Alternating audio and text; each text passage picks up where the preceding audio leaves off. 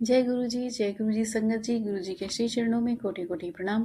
संगत जी, मेरा आज का शुक्राना सत्संग है कि गुरु जी ने इतना सुंदर सत्संग सुनवाया है मुझे आज, और उसके थ्रू जो लर्निंग मिली है वो ये कि अम, मतलब एक वो जो आज ओल्गा भाटिया जी आंटी का सत्संग है ये, जो गुरु जी की ओल्ड संगत हैं, और उनके कभी आपने सत्संग सुने होंगे तो आपको एहसास होगा कि कितना भाव विभोर होके वो सत्संग करती हैं और इतना पॉजिटिव माइंड से करती हैं। मतलब इतनी लर्निंग्स मिलती हैं उनके सत्संग में मुझे।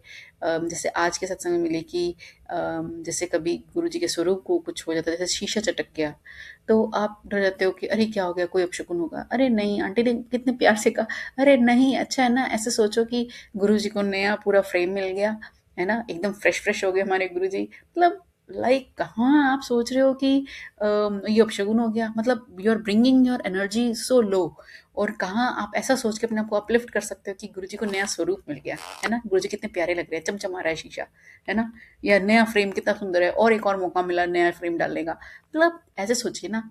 तो ये इतना सुंदर बात कही है उन्होंने, कितना पॉजिटिव माइंडसेट है। और दूसरा ये कि गुरुजी को मानना का मतलब कि बस यूं ही नहीं कि सत्संग तक आ जाना, सत्संग के बाद में अपने जीवन में उनके वचनों को उतारना, ये है असली सत्संग।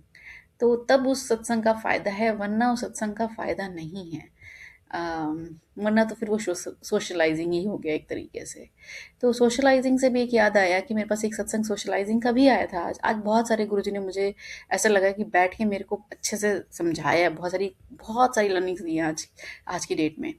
और शुक्राना है मालिक का, कोटि कोटि शुक्राना कि वो अम, मतलब समझाते हैं, बताते हैं, वरना मैं तो इतनी नालायक हूँ कि बस एक बार में तो मुझे समझ नहीं आता।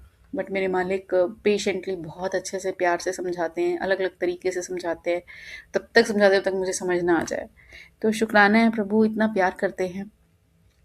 तो सोशलाइजिंग का जो, कमिंग बैक टू माई सत्संग, सोशलाइजिंग का जो आया था मेरे को, मतलब हो गए 4-5 महीने, मतलब 4-5 महीने, खैर 1-2 महीने, सॉरी नो, फर्स्ट या जनवरी में, 1 जनवरी के सत्संग में मेरे को एक आंटी मिली, और हम सत्संग में जाते हैं तो मोस्टली सेम फेसेस दिखते हैं। तो मैं कभी ऐसे नहीं बात करती किसी से, बस हाय आई कांटेक्ट हो गया तो बस जय गुरु जी, दैट्स इट। इससे ज़्यादा नहीं, ना मैं किसी से मिलती हूँ, ना मुझे होस्ट का पता होता है। मतलब पता तो होता है क्योंकि वो इनिशियली सत्संग की शेयरिंग की स्टार्टिंग वहीं से होती है। बट मैं कभी उनको थैंक यू करने भी नहीं जाती। मतलब कभी कभी मुझे ऐसा लगता है कि मुझे थैंक यू तो करना चाहिए ना, उन्होंने होस्ट किया इतना बड़ा सत्संग।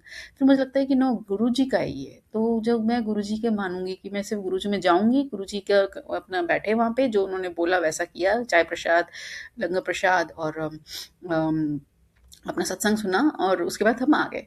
बस ऐसा, मतलब उसके बाद मैं बिल्कुल नहीं कुछ करती हूँ, पूछती हूँ क्या, मेरे को नाम भी नहीं पता आज तक किसी के। तो खैर एनीवेज, तो एक आंटी आई और उन्होंने कहा कि मुझे आप अपना नंबर दे देना।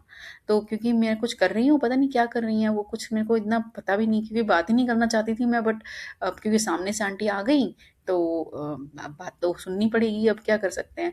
तो मैंने कहा चलो ठीक है। तो मैंने कहा हाँ ठीक है आंटी, मैं दे दूंगी।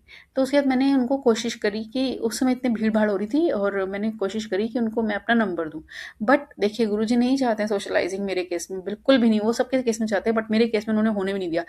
उसी सेम आंटी के नाम का दूसरा नाम था ग्रुप में, मैंने उनको किया कि आप क्या आप हो वो जिसने मेरे को कांटेक्ट किया, तो उन्होंने कहा नहीं मैं नहीं हूँ वो। तो कोई और लेडी थी वो। तो खैर एनीवेज, तो नहीं हुआ। फिर दोबारा वो आंटी मुझे मिली, तो दोबारा उन्होंने मैंने उनसे बोला, क्योंकि वो गुरुजी के सत्संग की बात थी। मैं उनसे बात नहीं करना चाहती थी, मैं उनसे फ्रेंडशिप नहीं करना चाहती थी, मैं उनसे कोई फ़ैमिलियर नहीं होना चाहती थी। मैं सिर्फ़ ये था कि वो कुछ गुरुजी के सत्संग शेयरिंग की बात करना चाह रही थी, और शायद उन्होंने कुछ कुछ ऐसा सेटअप किया है कि वहाँ पर सत्संग करेंगे वो अपना। तो आप अपने सत्संग शेयर करना, उन्होंने ऐसा कुछ बोला था। तो मैं उसकी वज़ह से वो करना चाह रही थी।